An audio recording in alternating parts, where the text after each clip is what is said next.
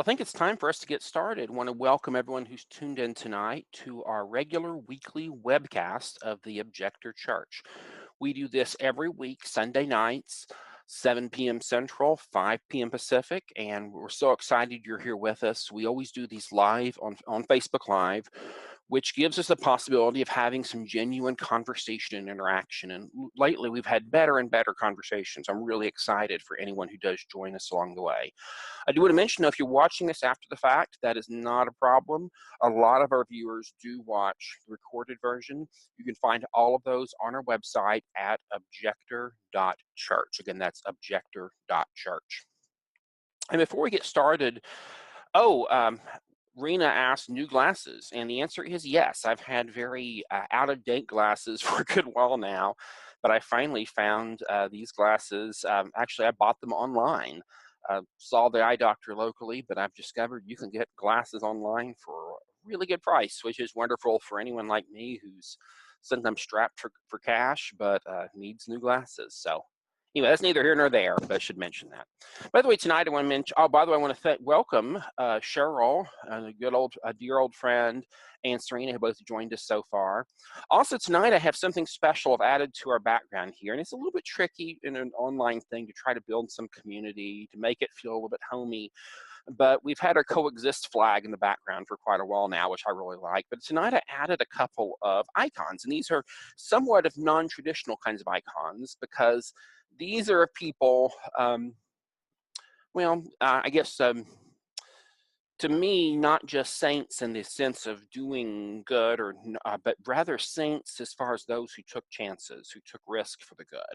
And so I have Cesar Chavez, de California, recognition of the great labor leader. And then here I have Dorothy Day of New York, the founder of the Catholic Worker Movement, the Catholic Worker newspaper.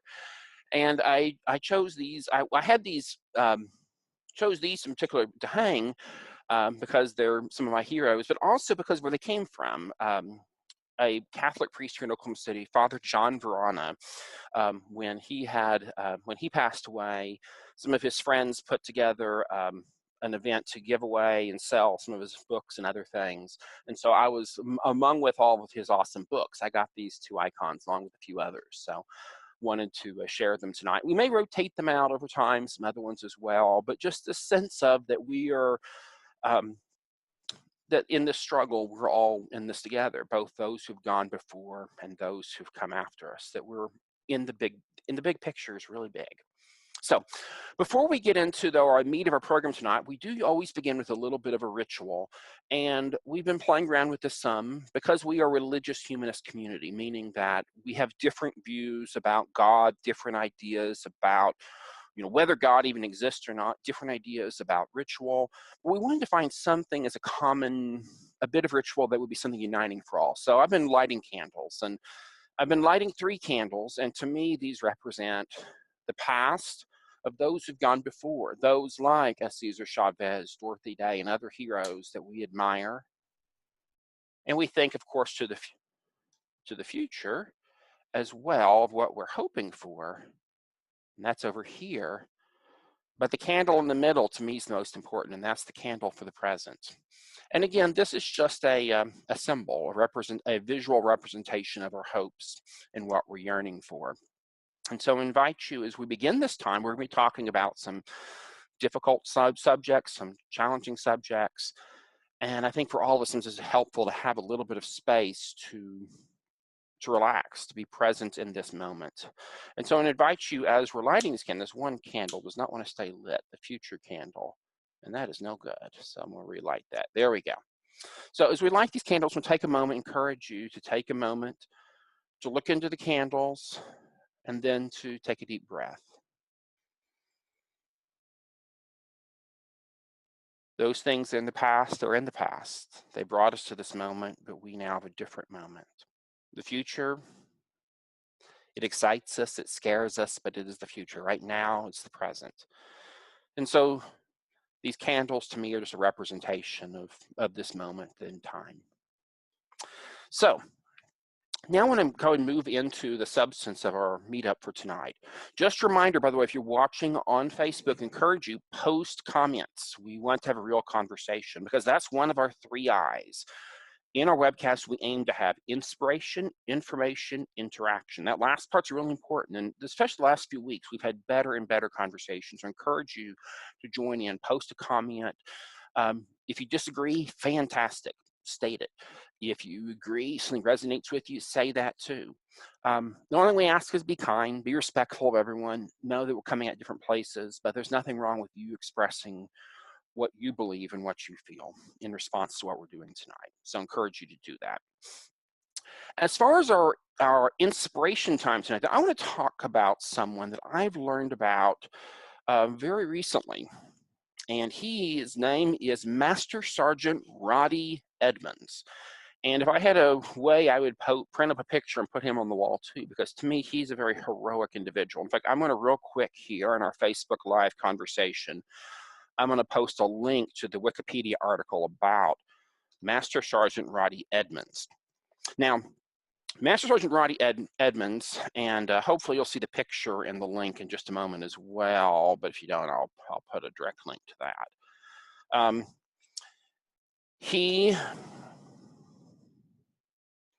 And while I'm doing this, got a comment from Serena. She says, I would love to see a different patron saint on each meetup. There are lots of inspiring activist spiritual leaders that too many people don't know about. I love that idea. So send me your ideas. Any of you out there, if you have someone that you admire, someone from the past, someone present alive today, we can definitely feature them in future webcasts. That's a fantastic idea. Anyway, though, Master Sergeant Roddie Edmonds was a senior enlisted officer in World War II. Now, if you look at his picture, now he is an E8. In the pecking order, that's a fairly high enlisted rank. And in many ways, service members at this level and these upper enlisted ranks, they serve an important function in the military because they effectively are the ones that get things done. Officers give their commands, but at the end of the day, it is the enlisted but higher ranking enlisted people that actually get things done. In many ways, you can even go as far as to say they do the dirty work of the military. When it comes to in a command situation. Now today, to rise to the rank of a master sergeant or any of these senior NCO ranks, it takes quite a while. But this was in the height of World War II. And so Roddie Edmonds achieved the rank fairly young. In fact, let's see, 44, he would have been his mid-20s. Very unusual to get this rank. You see in the picture, he looks like a baby to me, but I think he was in his mid-20s at this point. And at first glance, this is not someone you'd expect to see great things, particularly great things for peace and justice from. And I say that, and I'm going to admit my bias. I'm a civilian defense attorney, but I work in the military system, defending service members who need outside legal counsel. And quite often, the people I have to go butt heads with are senior NCOs, these higher ranking enlisted personnel who are in the day in, day out, have a lot of interaction with the lower enlisted people, more so even than the commander. And often these are difficult people. And I admit my bias is when I hear senior NCO, it makes me defensive because I've seen what these folks, the bad ones, do to service members. But Master Sergeant Roddie Edmonds, that's not the kind of person I'm talking about here because, and there's some circumstances here, we don't know all the details. But in fact, I'm just going to read just a little bit from his Wikipedia article because it really gives me. He grew up, by the way, near Knoxville, Tennessee. Very early, but he was a very inexperienced, as were the other members of his unit. He arrived in the combat zone December 1944 with the 106th Infantry Division, arriving only 5 days before Germany launched its massive counteroffensive, the Battle of the Bulge. During the battle, on 19 December 1944, Edmonds was captured by Nazi forces and sent to a German prisoner of war camp, POW camp Stalag 9B. Shortly thereafter, he was transferred with other enlisted personnel to another POW camp near Zegenheim, Germany, to Stalag 9A. As the senior non-commissioned officer at the new camp, Master Sergeant Edmonds was responsible for the camp's 1,275 American POWs. Now think about this for a second. This is an inexperienced soldier who just saw combat for the first time, literally within the last few weeks of when he was captured. Now we know, by the way, he saw combat. If you look at his picture, he has a CIB, Combat Infantry Badge, over here. So he saw some combat, but he was captured very quickly, and now he is in charge. He's now doing the dirty work, not for his commanders enforcing discipline, but now for the people that run this POW camp.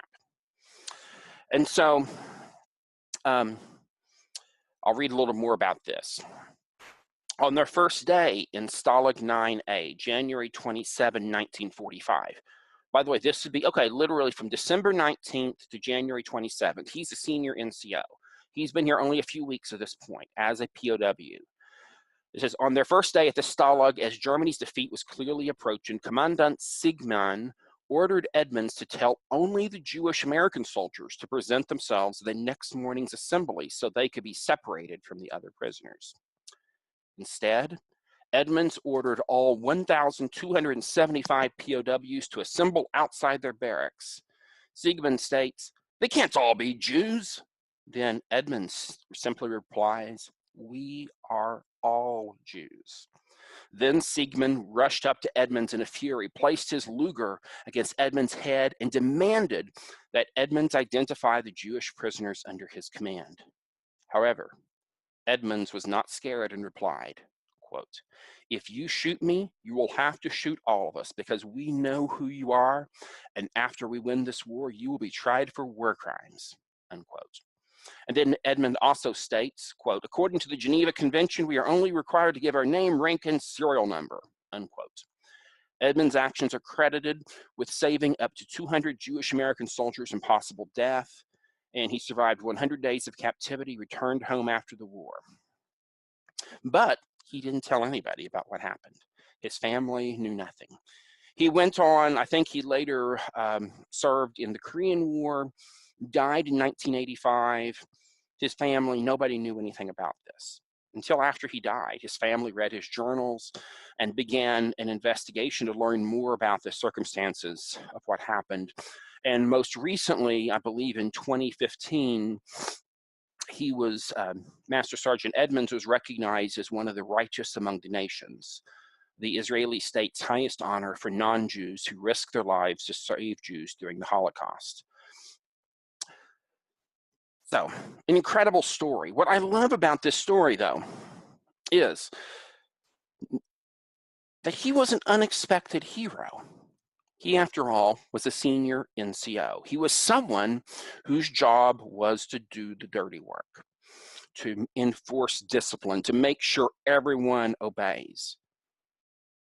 And often obeys in response to the higher-ups. And he had every reason, his own neck, those of his comrades at stake. It would have been very easy, I think, for him to make the calculus that to sacrifice some of the Jewish soldiers, or even all of them, 200 of them, would have still meant the saving the 1,000 other troops and himself. But he didn't do that. Instead, he chose to take a stand. And I wonder if things had gone differently, if there was a more experienced senior NCO, someone who was more cynical, who had seen more. We don't know. Who knows? What we do know is that this guy, he took a stand. And so to me, I find it very admirable and beautiful, and a reminder to never, ever assume that we know the whole story, to never assume that we have anyone ever really figured out. And so I want to tell his story tonight. And it also reminds me, I'm relating this tonight to the biblical story of Esther. In the Jewish and later Christian scriptures, the book of Esther is an incredible story of liberation. Well, not liberation, but at least safety, of a people who are being pursued for genocide find a way to flip the script. But they do so by way of an unexpected hero, Esther, a Jewish woman who arguably was either voluntarily chose to enter the big royal beauty pageant or was coerced into it. She was part of the harem, head of the harem, you could say, but still part of the harem of this foreign emperor. Um, she was in a very compromised position, a very difficult position. She, the story depicts her as being a righteous, pious person, but the reality of it is the situation she was in was one that just was untenable. And yet, at the moment when her people were in danger, she was told by a relative, who knows, but that you are put into that you're in this place for such a time as this. And I think about the story of Master Sergeant Roddie Edmonds. He was an unexpected hero, put into a place at a time for such a moment as this. So for you and I in our lives, we may not ever face the kind of dramatic choices that Queen Esther did, that Roddie Edmonds did, that others did. But we all have choices to make. And I think that we can find inspiration and encouragement from those who chose a path of resistance, chose a path of standing up for human rights, standing up for those who would otherwise be forgotten. So that's why I want to honor Roddie Edmonds tonight. Well, that was, we can continue the conversation, by the way, about this. This story is just an amazing story. And if anyone has questions, comments, please feel free to post them on the Facebook Live comment stream. I now want to move into, though, talking about our next topic for tonight, and that is the information side of things. Before I do that, though, I do have a comment from Serena. She posted, "These stories of resistance during the worst of fascism are amazing. Those who hid the Franks, who transported children out of occupied territory, even the imperfect resistors like Schindler. There were also some Germans who resisted Nazism. Bonhoeffer, the White Rose." Absolutely. And I think we need to keep telling the stories of resistance. But we also, in looking at historical accuracy, we also have to talk about those who went along, who didn't resist. And we have to recognize we all have choices. We all can make decisions every day. And that we even sometimes may make the bad decisions, but later, at the right moment, we might make the good decision. And so as a community for the Objector Church, one thing we're doing is we're trying to build community that makes it easier to do the good. So, by the way, as far as folks joining us, I want to welcome Aaron. I don't know if you're still on or not, but if you are, thank you so much for tuning in. And just a reminder for everyone who's watching, if you want to share this on Facebook, we'd really appreciate it. It's how we get the word out about what we're doing. I now want to share, for our next program, we're going to talk about a few bits of news, information related to our community and our work. One of the biggest things I want to talk about, and we're not going to go into detail about this, but I just want to make sure if you're not aware of this, Chelsea Manning, the WikiLeaks whistleblower, who faced torturous treatment by the U.S. military, spent way too long in military prison, finally pardoned by President Obama, is now back in prison for the crime of refusing to testify before a secret grand jury. I'm not going to go into details right now about the grand jury process, except to say that our nation's use of the secret grand juries is only a few steps removed from the old star chambers of England back in the colonial era. The secret process where that witnesses often do not have the right to have legal counsel with them and are forced to testify against family, against friends, often in ways that violate their rights in multiple ways. And so this is still very early on. I know that the support efforts for Chelsea Manning are ongoing, but we at the Objector Church, by the way, we are the fiscal sponsor of Courage to Resist, and Courage to Resist has long worked with Chelsea Manning through her previous travails with the U.S. military criminal and justice system. And so I'm assuming there will be continued work. I know there's also another defense group. I don't know the details yet of who's doing what. So I'm not basically, what I want you as a community to be aware of what's going on, and as we know more, we'll be sharing more. But I think it is critical that we keep talking about Chelsea Manning in her case. It's the only way. I mean, I would argue the reason she is free today is because many people around the world raised hell over and over and over again to make sure that President Obama knew that someone was unjustly imprisoned, that someone needed to be free. That's why she was freed, because enough people put enough pressure on someone and woke up his conscience. And so we need to be ready to do the same. And so there'll be more information in the coming weeks. I'm hoping to have a guest in the next few weeks to talk about this case in more detail, but I just wanted to raise the issue now. Also want to mention that a bit of news for the Objector Church. For those of you who are regular attenders of our weekly webcast, or if you watch them after the fact, we want to let you know that we have now a program of membership for especially geared towards people who are at a distance. In other words, you're not in Oklahoma City, you're not in Oakland, California, but you want to be a part of what we're doing. Well, our associate membership is a great way to do that. Our dues are structured in such a way they're very reasonable, and they're based on income and life situation. So I encourage you to check that out. It's objector.church. From there, go to the link for membership. We really encourage folks to do this. And there's a few very practical reasons why I'm asking for this. One, of course, is that we need the support, the finances to keep these webcasts going. But secondly, it's a way to express at this moment in time that there are people who are uniting together across the division lines of race, of ethnicity, of prior or current religious tradition, and finding places of unity. And so by being a part of this church as an associate member, or if you choose as a full member, it's a way of giving support to what we're about and putting it on the record that you believe in peace and that you believe that the boundary lines of division between us are not such a big deal. We need to be looking for points of unity. Okay, other comments we have. Jeff Patterson, who's one of the founding ministers of the Objector Church, he posted, related to the issue of resistance, courage to resist, and full disclosure and honest commemoration of the American war in Vietnam full disclosure, are collecting first-person stories of military resistance from any era. Please share with folks that might be interested. The link for that is courage-to-resist.org/share-your-story-of-military-resistance. Spelling all that out again, just for the folks who are listening in the audio version later. The link, though, to it is on the Facebook comments thing. We encourage folks, and if you know someone who is resisting, who has resisted in the past, please encourage them to tell their story.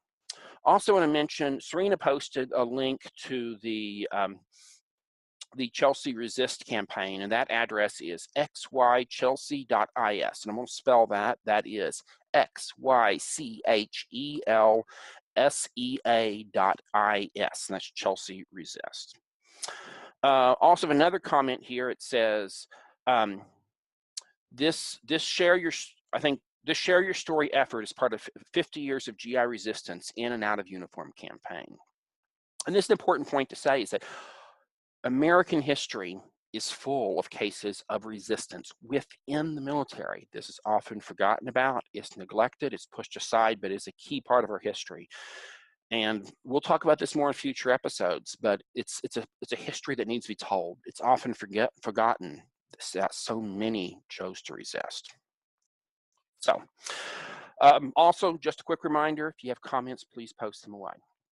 Well, now we've talked through, we're still in the information hub, and I now want to talk about for our last 10, 15 minutes or so, I want to switch gears a little bit, but we're going to begin the first of a series of presentations about conscientious objection in the context of the draft. In last week's meetup, we had Ed Hasbrook on as a guest, a draft resistor back from the 1980s who has continued to organize and work on draft issues. And we had a long conversation with him, and we as a church, as an organization, have had conversations with a lot of others as well. And we're getting a lot of different opinions about the likelihood of a future draft, and if so, who could be drafted. It's my position, though, and I'm speaking from the standpoint of wearing my minister's hat, quite literally, with the objectors, but also as an attorney, is that I think it's important for all people, particularly though anyone who's potentially liable to be drafted, to consider the issue and to prepare to be ready to present a claim for exemption. And we're going to talk in later versions of these trainings. And by the way, I should mention, I'm adding this as part of our live webcast tonight, but this will probably later be excerpted as a shorter length kind of thing. So we'll be doing this in a series over time. But tonight we're going to talk specifically about conscientious objection, but I do want to mention there are other exemptions. However, these exemptions look different than they did back in the Vietnam era. So that's a topic for another day. Tonight, I'm going to focus particularly on conscientious objection and begin the process of fleshing this out, because we are strongly encouraging all of our members, all of our friends, and your loved ones out there to begin the process of dealing with these questions. One of the ways we encourage folks to do that is through our website. Now, on our website, it's at Objector church, and I believe it's /registry, but let me double check that, is a starting point of registering your beliefs. But I want to talk, though, some about what the legal criteria are, so that as you're considering these questions, you can be thinking ahead as far as what are you trying to satisfy if you want to be granted exemption on the basis of conscience objection. So to begin with, let's talk about the source of law. What do we use to determine in looking at the issue of conscience objection? When the draft ended during the Vietnam era, draft registration was rebooted up under Carter and has been in place ever since. And in the current system, young men at current, later it'll be young women as well, almost certainly, required to register. That's just giving them the government your contact information. The actual process of being granted CO status only happens when a draft is actually executed and put in place. The problem is the timeline for that, of when a person, a potential draftee, gets their notice and their time to appear before hearing is very short, which means that preparation now could make the difference in success or failure at that stage. And so the source of law that we're dealing with in this question, the context of draft, we first of all have federal statutes, most notably. We also have some case law. Now, the case law is from the Vietnam era in the context of draft and previous before that. We also have some case law that may or may not be relevant from the active duty context, and that is for service members who joined the military in good conscience, believing they could serve, but then they had a change of heart, sometimes a religious conversion, sometimes a battlefield experience, something that reoriented them and convinced them that war was wrong. There's been a process for many, many years to allow service members to seek CO status after enlistment. And so there is some very limited case law from that as well. But much of this case law may or may not be relevant in the draft context. It may only be relevant in that military context. So we have a very limited amount of information, but we do have some clarity as to what we need to, a draft applicant needs to satisfy. And so we're going to begin the process of talking today. Today I'm going to give a summary view. In future bits of this training, we'll be doing more specific thing in specific parts of this.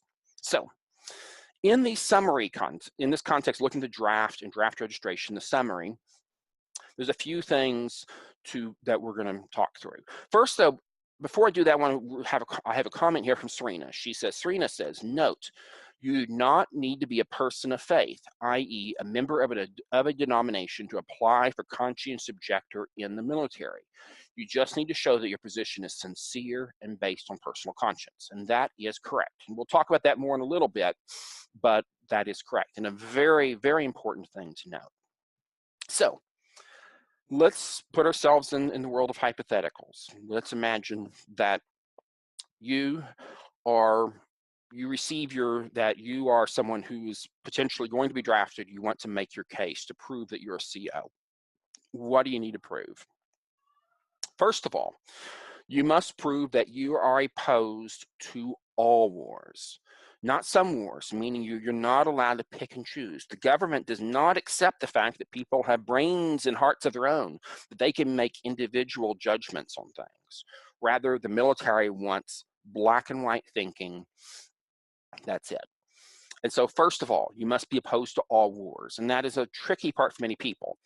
The important thing to say about that, though, is opposition to war, not violence. Meaning that there are people out there who'd say, I would use self-defense to protect myself and my family. I might use force to protect someone else. But the question is not, would you use force in those situations? The question is, what about war? When the nation state commands you to kill other people because the government says to, that's something different than violence in other contexts. So that's the first thing you must prove, that you're opposed to all war. Secondly, you have to prove that your beliefs stem from either a place of religion or conscience. And this is tricky here, and a lot of this has been shaped by case law over the years. Initially, the government only wanted to extend this right to religious people. But through case law, it was determined that it was unfair for the Supreme Court to determine what is and is not religion. It goes outside the bounds of the First Amendment because the government's not allowed to establish a state religion. So the courts ruled that people who are not religious, but who have beliefs of conscience, convictions about war that are held in the same way as a religious person's might be. In other words, the same depth of conviction, but might stem from someplace else that has nothing to do with religion or faith, those beliefs are still honored. The key here is that it must be something deep and significant. It can't be transitory, it can't be vague, it needs to have some depth and clarity. So those are two things: opposition to all war based on religion or conscience. What is the third thing? The third thing is that you must prove that you are sincere, meaning that you may have secondary motivations, such as fear of getting hurt, such as family hardship, such as political opposition to the idiots that might be running our country at any given time. You can have those beliefs, but they can't be the primary driver of your objection to war. You have to show that your primary driver is issues of faith and or conscience. Sincerity. And then finally, there needs to be just a timing issue. And the timing issue is a little bit different in the draft context. In the active duty context, someone who's in the military now, they have to show that their beliefs crystallized in fixed form after they enlisted. Now, in the draft context, there's no enlistment involved. And so, but there still needs to be a crystallization, a moment that shows that your beliefs are firm, they are fixed. It's not to say that you won't ever change your mind at all, but it is to say that this is something beyond just a transitory thought or an idea.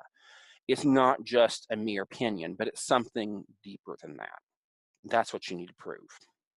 Now, how do you do that? Well, there's a lot of ways to make the case.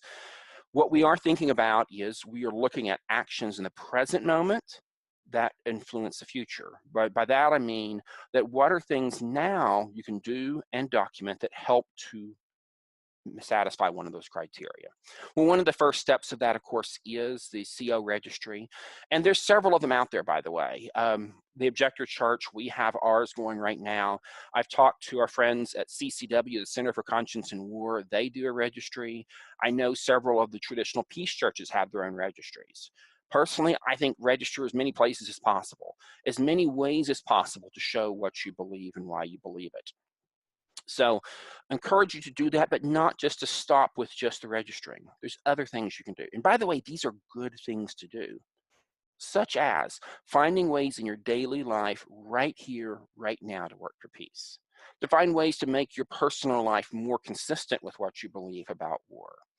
And that's going to look different for different people. For a lot of people, it affects their beliefs of peace, affect many parts of their life. And so the key here is to do those things, which are good things to do, and then just to document it, to be ready. So we're going to talk about this in a lot more detail in future episodes. We'll be talking about each of these criteria in more detail, hoping to have some guests on. We also want to talk to, as far as some of our future guests, we're hoping to have some past conscientious objectors, both those who had their status granted and did alternative service, but also those who resisted the whole process and may have suffered the consequences for that, or found other ways of resistance. We want to tell their stories over time, and so we'll be doing that as well. So anyway, I think that's going to be it for tonight. I want to thank everyone so much for tuning in. It means a lot to us. It helps us to keep going. And just a reminder, if you like what you're hearing, share it with your friends. And finally, please consider joining our community. Our website is at objector.church. So thanks again for everyone who tuned in, and we will see you next week.